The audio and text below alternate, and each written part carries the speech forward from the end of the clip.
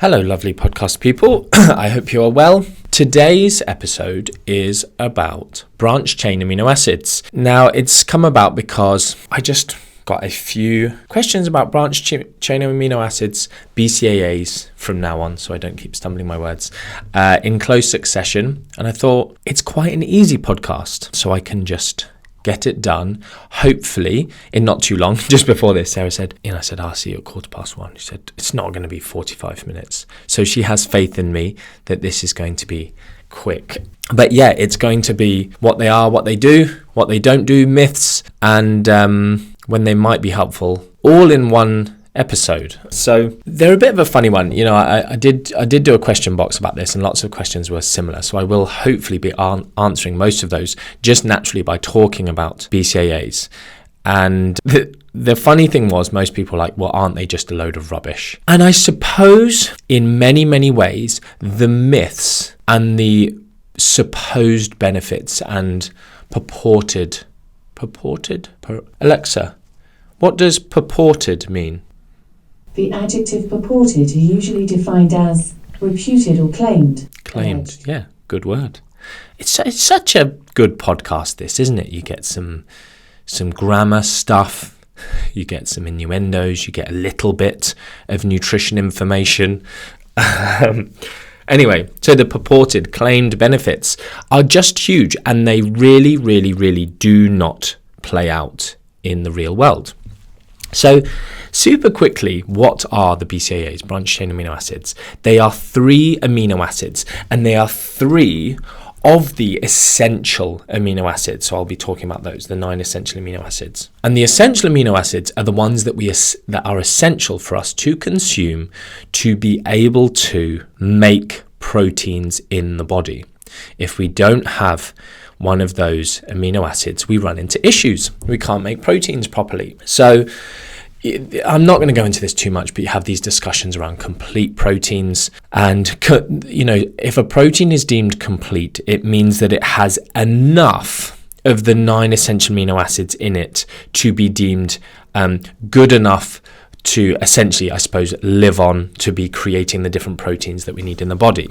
So when I say protein, don't just think muscle. You're thinking about all different things that we are creating in the body. Neurotransmitters in our brain, immune cells, all of these different things. Your hair is keratin protein.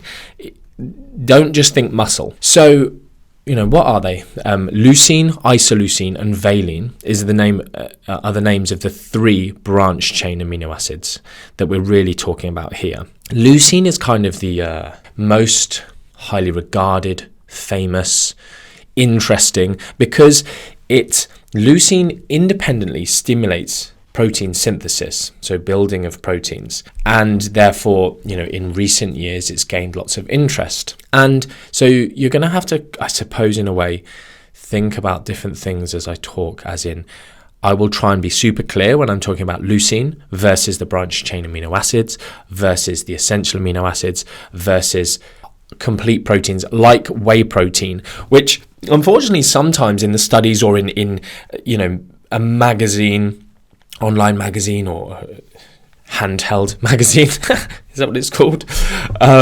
Physical magazine, you will get people going. And one of the myths, actually, I just did a quick Google just to see if there's any myths that were about in like men's health. Was it men's health? Someone was like, oh, branched chain amino acids for weight loss. And then you look at the studies, and then it's like high protein diets that are high in branched chain amino acids, or a protein supplement high in branched chain amino acids, i.e. just whey protein, not a protein powder that's maybe lower in the branched chain amino acids. And I'll come on to some of that stuff with regards to things like vegan proteins and vegan diets, which is one area that's maybe worthwhile a very brief discussion. And lots of your questions were around that.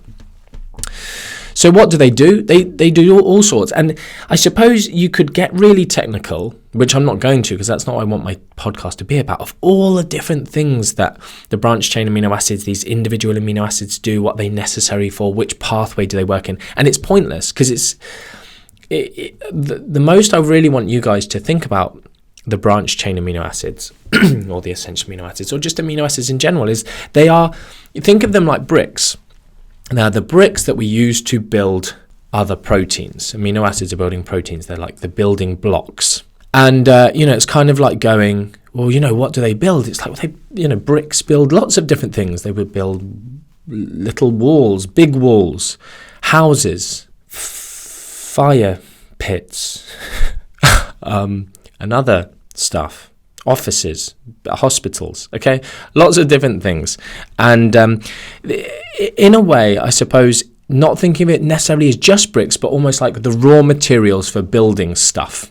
And that analogy will help me explain later some of the claims that are made, because essentially people going, take branched chain amino acids and this happens. And it's a case of, yeah, but do you need to take a specific supplement? Is the supplement providing something outside of what you would already achieve by eating a source of protein in your diet, some meat, some fish, eggs, etc.? Is there any point in supplementing those 3 amino acids above and beyond just eating some protein or drinking some protein or whatever? Anyway, so I just wrote down some of the myths. Yeah, weight loss myths, ridiculous. I've already kind of mentioned that. It's just, there's no mechanism by which, even something like someone going, consuming whey protein, people are more satiated and their 24-hour total energy intake goes down subconsciously, therefore they'll help with weight loss. It's not directly revving up your metabolism. It's not directly making you burn more fat, whatever that really means. It's this kind of indirect effect that might help with fat loss. With branched chain amino acids, it's even less of the case. They're not, a weight loss supplement. And the main one, I suppose the other one I'll just mention, is the idea that they might help with fatigue. There's something called the central fatigue hypothesis, and the idea that by taking branched chain amino acids, we would basically switch off, our brain perceiving fatigue, and therefore in endurance events, for instance, we might be able to keep going for a bit longer. And it doesn't seem to be the case. That's just one that I'll mention. And I've kind of said, are they necessary as a supplement? Are they doing anything extra in any of these scenarios? The main one that I suppose the biggest industry, the multi-million, hundreds of million pound, dollar, whatever industry that they are, is around exercise, training, muscle damage, building muscle, recovering from exercise, whatever. And again, I will say up front that realistically, in 99.9% of scenarios, they're useless. They're not doing anything. They don't. Essentially, the supplementation of branched chain amino acids is just counterintuitive. And the reason being, and I suppose where some of these myths have come from, is that when you supplement, and specifically it's leucine, as I mentioned earlier, one of these 3 branched chain amino acids, when you supplement with leucine, branched chain amino acids, whatever, and I'm going to use these kind of building materials analogy for you. It's like you're giving orders to the body. You're saying, or giving orders on a building site, go build that house, that protein. And the problem is when you're only giving, so there's a paper actually that I'll link that talks about this, I think. Is it that paper? Anyway, I'll link you to this paper by Wolf, and I think it might talk about, it does, post-absorptive state. I can kind of picture the subsection in my head. But and this is what I want to talk about briefly, is this supplementing with branched chain amino acids alone is literally pointless when it's in this post-absorptive state. So i.e. kind of fasted, wake up in the morning, I'm going to get myself anabolic, take BCAAs. Mid-afternoon, I've not eaten for a couple of hours, I'm going to take BCAAs. Again, probably not useful. And there's no evidence, as far as I know, that's ever been published that people are gaining more muscle. When it's like protein matched, I'll just kind of mention that anyone's gaining more muscle by supplementing with branched chain amino acids. So it's a different topic altogether, really talking about, and I've done posts on this if you want to go find the muscle gain post I did on Instagram, which has, been very useful for people, it seems. But the idea that we consume protein and then we have this period where we are in an anabolic state, and then it takes time for things to go back to baseline, and then you stimulate stuff again. So taking BCAAs alone, essentially what you're doing is you're going, go and build that house, but you're only giving 3 materials, 3 amino acids out of a minimum of 9 that you need, because then we would need to kind of synthesize the other amino acids, but we can make those, which is why they're not essential. But you're only giving essentially a third of the raw materials you need to build that thing. So you turn up, okay, let's build. Oh, we haven't got, we've only got bricks, but we also need some wood, and we also need some cement, and we also need whatever connects bricks together. Mortar? No, I'm making stuff up. Anyway, I can't remember what did I did an analogy before, and I did have like a guy who was like a builder or in construction or whatever saying, yeah, you were right on whatever you said. So that was nice. But hopefully you get the point that I'm making here, is that by giving, so this has led to I think the Wolf paper is about 2017, and when that came out and it said this stuff in quite plain language, then people might, were going, okay, well, I'm going to supplement with essential amino acids. Now, straight away, that is more intuitive. There's more argument for doing that. BCAAs, really, it's just pointless. I remember times, people, I'm waking up, taking my BCAAs, then training. Bad idea, silly thing to do. But then even people, there was, if anyone remembers Poliquin, lots of his dumb theories have died out, thankfully. But, one of them was supplementing with 1 gram of fish oil per percentage of your body fat. That was quite an astounding claim. Anyway, but and again, lots of his lackeys, is that? Alexa, what is a lackey? I think it's according to Wikipedia, Lucky is a song by Jason Mraz and Alexa, stop. Anyway, just his... I didn't hear that. Alexa, Please stop. I did actually have someone contact me, Martin, please stop saying Alexa during your podcast. It's like telling me what to do. No, I won't do that. Other people going, that's hilarious, you set my one off. But her telling me to stop doing it. No, you joker. Imagine that. I'm calling up Ofcom. I've got a complaint to make on the Brit Awards, they said. Anyway, whatever. Comparing myself to Brit Awards. So he had people consuming. I can't remember like the exact dosages, but his lackeys, one of them, a big London personal trainer Muppet, famously quoted, someone said, how many branched chain amino acids should I be taking a day? And he's the verbatim, I'll try and find the tweet, as many as you can afford, was his response. My goodness, oh man. Anyway, so where was I? Yeah, taking them literally between sets. And one of my employees, Dom, was saying back in the day he was supplemented with like branched chain amino acid capsules, BCAA capsules between sets based on this. We've all been there and done silly things, and that was his one. And again, even adding branched chain amino acids to shakes after training, after whey protein shakes. The whole point is we do need an amount of leucine. Realistically, it seems to be leucine, but there's probably some interplay with having enough of the BCAAs and then having enough of the EAAs, maybe for the most anabolic effect that we can have. But there's just no point. So jumping ahead to, no, I'm not going to do that. I'm going to try and stay on track. But there's just no point. If you have adequate leucine from a complete protein source that's giving you the other branched chain amino acids, the other essential amino acids, and an adequate protein, you've got everything you need. There's no extra boost that you're going to get from it, as long as you've got adequate to begin with in the first place. And again, what's adequate, I'll just say, is, you may have heard me talk about this before elsewhere, but we're talking about, some people will use these absolute values, which I just really don't like 2 to 2.5 to 3 grams of leucine in whatever meal feeding you're having.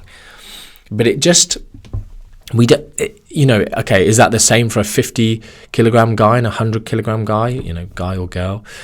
Probably not, because the body composition, the muscle mass, the size of the body, etc., is so different. And we have got some research on training different volumes of muscle mass in a training session and how that causes differential responses. So really, it's about extrapolating forward where the research hasn't gone yet. But it's something like, if we just look at protein, really, and go, if I'm consuming a good, high-quality protein source. Now, actually, do you know what? I'll just say the amount of leucine you need is probably around 0.03 grams of leucine per kilogram of your body weight. So if you're 80 kilograms, 0.03 times 80 is 2.4, I think. I hope that's right. Yeah, 2.4 grams of leucine. And you won't see that quoted anywhere. There's no research on that. But that's essentially extrapolating the data on the amount of complete protein you need to consume, with a rough percentage of that protein generally coming from leucine, a rough percentage being around 8 to 10% leucine. Okay, so I've done the maths, I've done the extrapolation. Take what you will from it. So anyway, you need about that much leucine, and then everything's done. You don't need to then supplement with more branched chain amino acids. You don't need to. You don't need to take it as a supplement. It's not going to help you. And actually, it might be detrimental. So in studies where they have infused amino acids into the bloodstream, you get this initial spike in muscle protein synthesis and this signaling. But it decreases protein turnover, and actually I will talk about that and how that might be something that's detrimental to training adaptations, getting stronger, because you're essentially changing the situation of wanting to remodel muscle into repairing the muscle, making your muscle better for performing the lifts or whatever you're wanting to do. So this idea of supplementing during training or take it, and then there's this idea of, and I haven't seen many people doing this of late, but sipping branched chain amino acids all day long, like having, I like flavoring. That one lady actually did message me. I just use branched chain amino acids to flavor my shakes, my water. I'd probably advise against that, because they're not inert. Then there is a potential, there's no likely benefit other than the taste. But I mean, I don't know if you've heard of squash or, other stuff, electrolyte drinks, whatever, but not necessarily an amino acid drink, because we have what's called this refractory period. So this is where there might be an actual drawback, a detriment to consuming branched chain amino acids, in that when you want to build muscle, repair muscle, recover from exercise, etc., you consume protein, which contains your leucine, your branched chain amino acids, and it stimulates, your muscle protein synthesis goes up. So you stimulate, it goes up. Then, after a time, and this is our refractory period, it goes back down. And I think that there's another refractory period that lots of people be aware of that goes well with this, but you stimulate it, you get it up, it does its thing, and then it goes back down. And then you stimulate it again, and it goes up. You can't just go again straight away. I know some people can actually, but that's another topic. But in general, you have this refractory period, cooling off period, until you can go again. So by taking BCAAs, you are not letting it go down again. Now I'm thinking BCAA is a bit like Viagra. But anyway, it's not the point. The point being is, for the cycle to occur, if you don't let so it's called hyperaminoacidemia, your amino acids in your blood super high. If you don't let them go back down, you can't stimulate them again. So it's difficult if I can't draw it for you, but you can keep amino acids high in the blood all the time by infusing them, right? They stay up all the time. But muscle protein synthesis goes up and comes down and stays down and you can't get it back up again.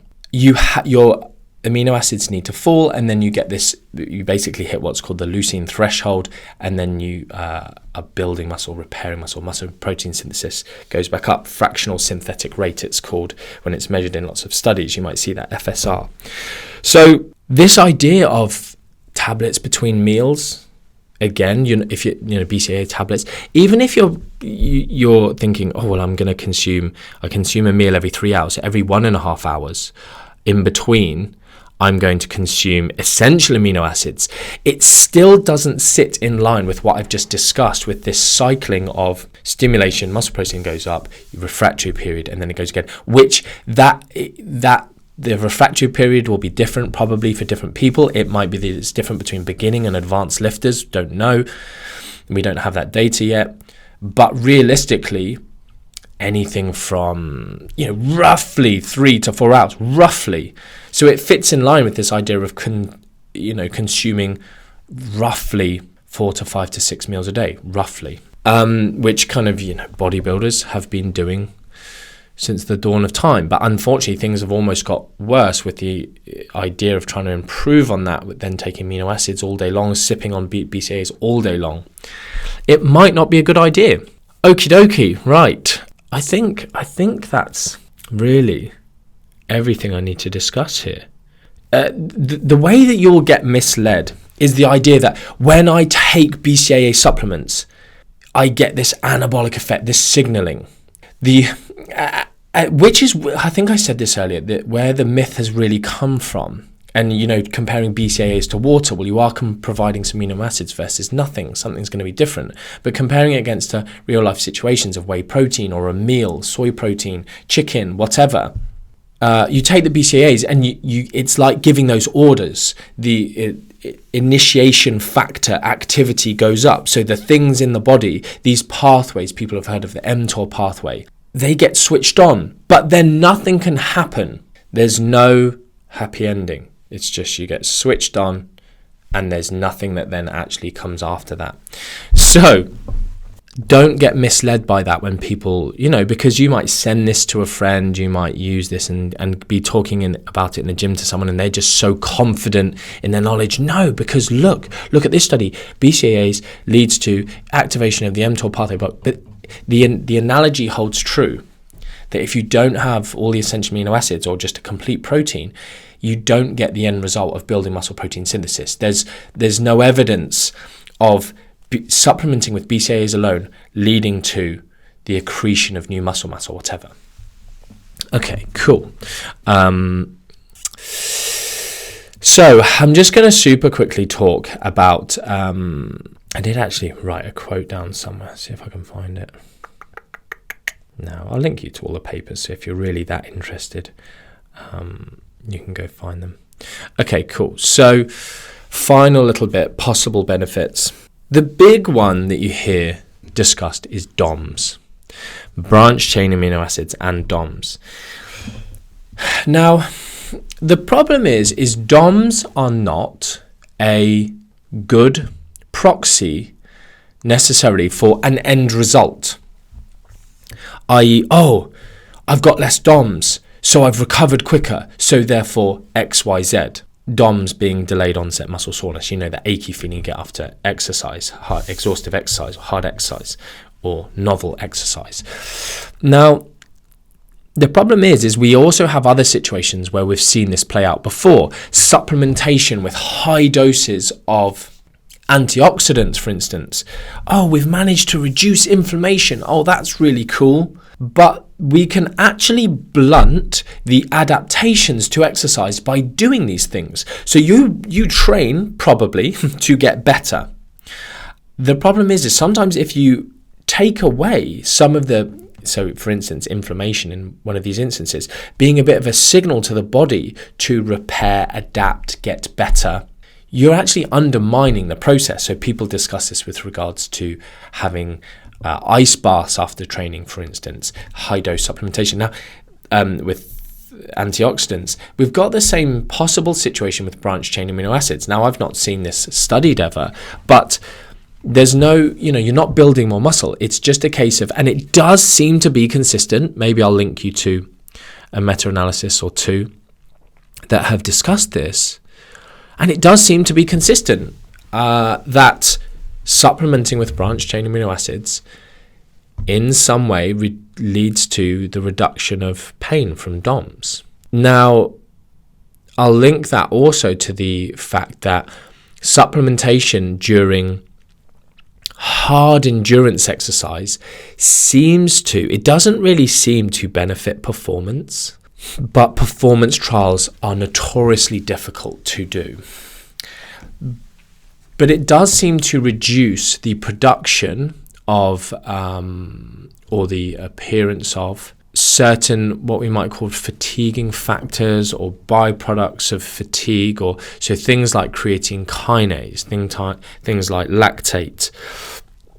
So it seems like, and what I want to say with this is, if someone's doing the Tour de France or something like that, an Ironman, Kona, is that an Ironman?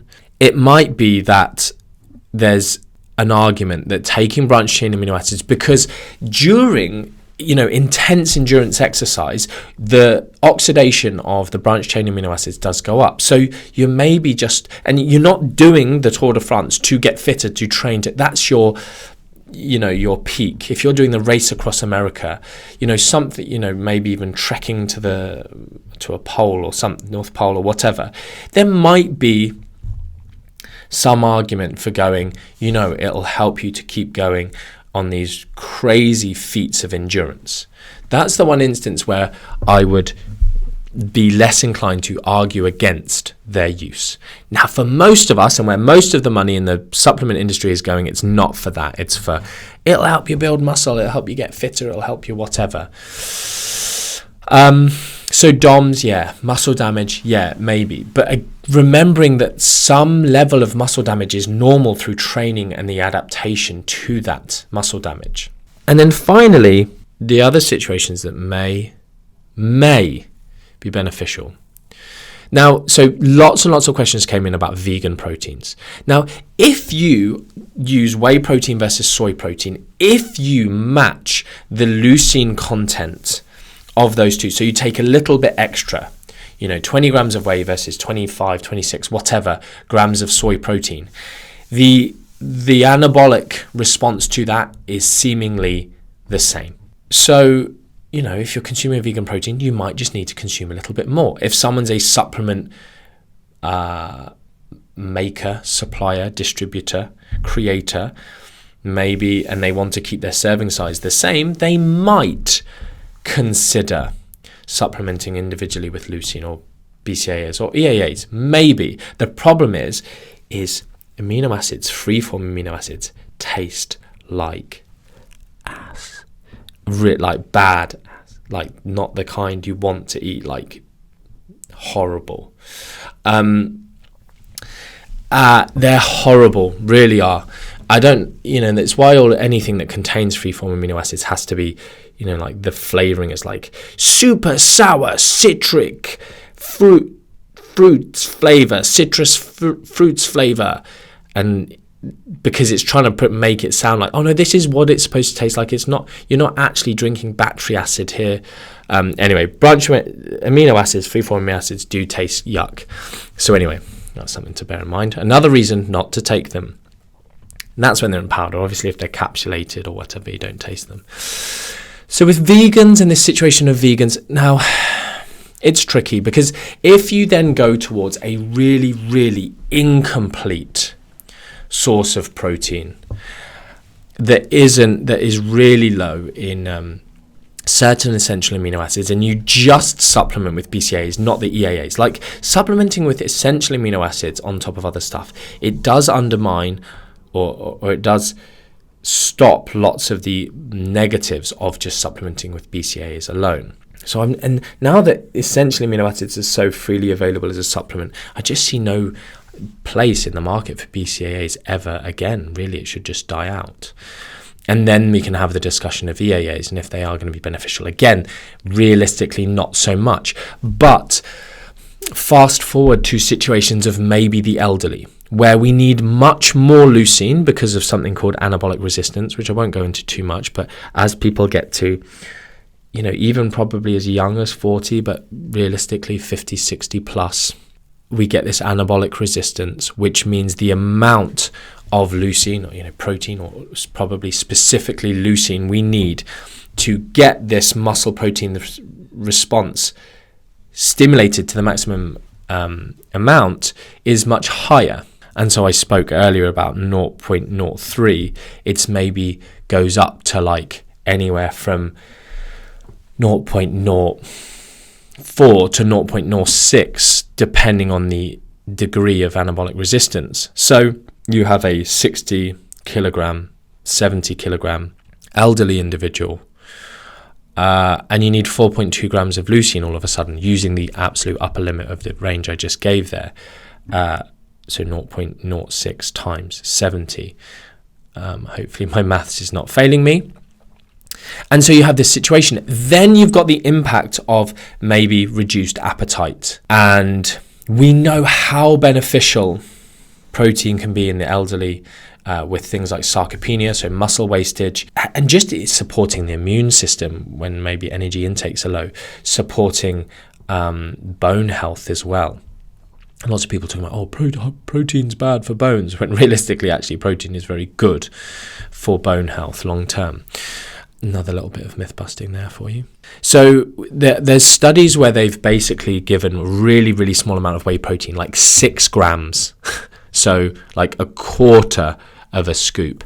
But then they have given, I can't think what it is, but I think it was added branched chain amino acids. So they added maybe like 5 grams of branched chain amino acids. And that gave the same response as consuming 25 grams of whey alone. Now, the outcome then of the protein accretion, you're still going to be limited. If that's in the post-absorptive state, you're still going to be limited by the fact that you only gave a small amount in total of the essential amino acids.